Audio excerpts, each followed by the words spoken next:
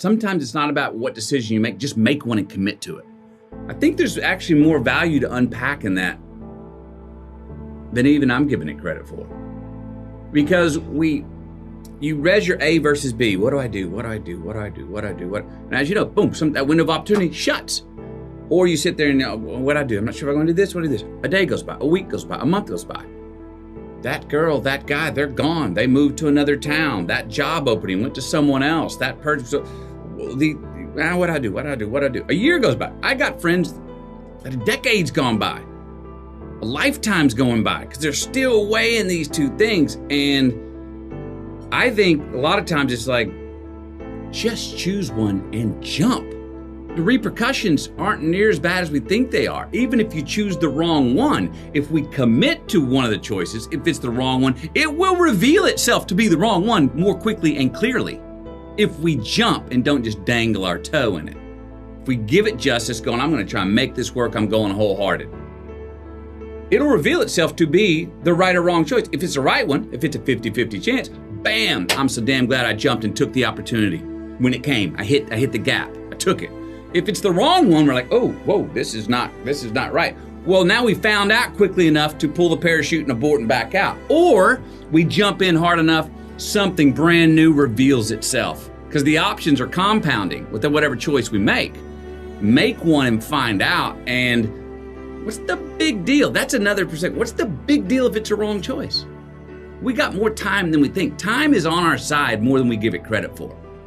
What's the big deal? That people go, well, I don't want to do it because I don't want to waste that time in my life. I don't know if that's the wrong thing.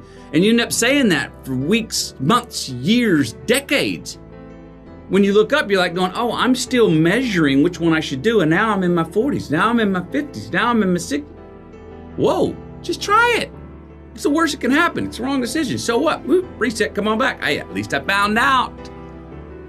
So I think that's a good one for us all to remember. We're going through this rodeo of life. Sometimes it's not really which decision that's most important, and dissecting them into limbo, or dissecting them into immobility, dissecting them into paralysis. Just pick one. Go with them, try one, try it out.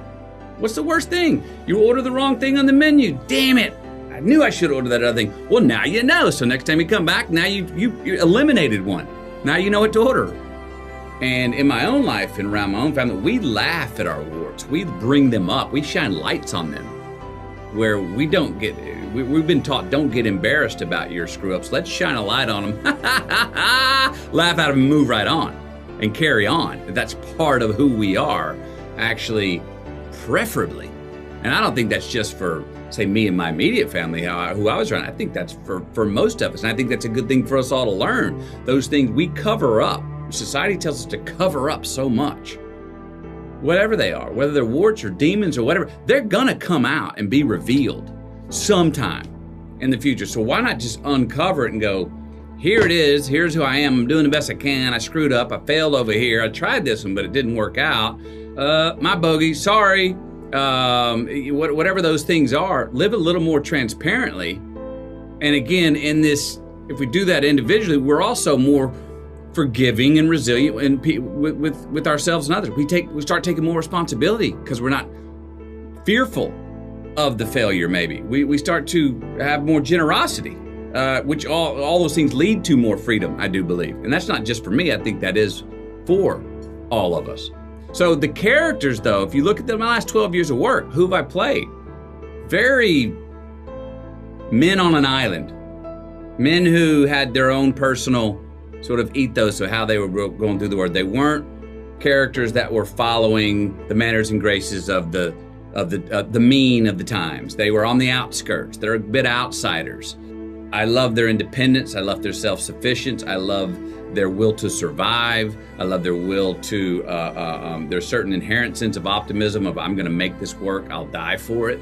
Well, if you can find a character, if I can find a character that's like, no, what I want, I'm willing to die for. Whoa, that's power. Now, boy, if we can find that kind of thing in life, those non-negotiable things, we're like, non-negotiable.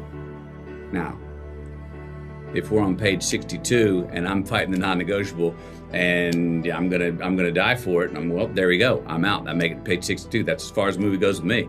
You know what I mean? Or how do I overcome that?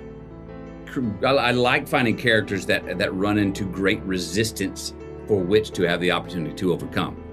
I look for that in my own life. Sometimes I think we have to, I know I do, have to create resistance maybe where there's not resistance, because I'm looking around going, kind of skating on easy street right now. Well, sometimes when things are going right and the breeze is at your back, enjoy it, because the uphill's coming. But other times you can look and go, I'm feeling the breeze behind my back. I'm only catching all green lights in my life now because I'm really not taking risks. Well, maybe that's the time to go, I got to create some resistance. I got to reframe. I got to make it a little bit more difficult on myself so I can dig deeper and figure something out about what I want to do that's going to be the right kind of risk, or going to make me feel more alive or turn me on. What did you uncover in your previous journals where younger Matthew is your hero today? Something you had to relearn again, like I already knew that when I was 14 and I'm learning it again at 50. There are things that I pulled off, got away with in my youth, that I still wake up having nightmares with today. But I only wake up having nightmares with them today because now I know better. And if I'd have known then what I knew now, I'm afraid I wouldn't have been able to pull a lot of those things off. The ignorance is bliss thing. There were things I pulled off because my ignorance that I look back, I'm like going, dude, you are so lucky. How did you almost got killed.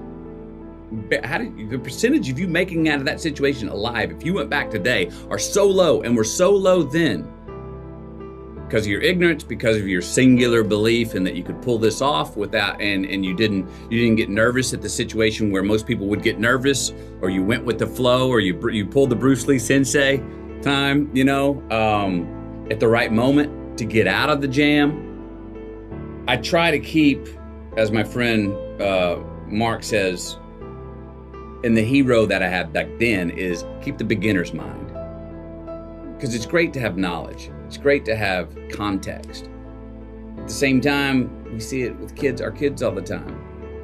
Their lack of context, their lack of not just to blatantly go do it because it's just, I didn't even think it. Why think about it? Don't need to explain it. Just do it. I don't know. I ate the cake because I wanted it. It was sweet. It was right there. Just eat it. Something beautiful about that. More than something beautiful about it. There's something inherently true about that as we grow older, we should not put away as going, oh, that's just youth. Oh, that's just back when you're youth. That's just the thrill of youth. No, we can still have those things, and that's going with full intuition and saying, like, I don't give a damn about the consequences. Let me bring this up because I do think I found a consistency in people. In the youth, you're revolutionary, right? 30s, you start to go, some of that stuff mom and dad taught me was right. Start to take a little responsibility. 40s, you kind of customize them. Yeah, you know what? Maybe I'm becoming a parent. Maybe I'm seeing, yep. I see how I work in the world. I'm responsible for others and myself. Somewhere in the 60s, it seems like a lot of people go back to being the revolutionary.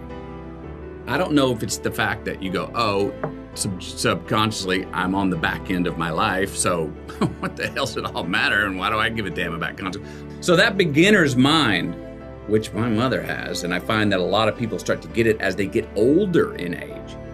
Maybe after their kids are out of the house, or after they're like, well, what does it matter? I'm just going to do my own thing. I'm about to die or something. Maybe that's in mind. I don't know. But there's a callback. There's a bookend. It seems to me that a lot of life bookends that people start off as that revolutionary beginner's mind.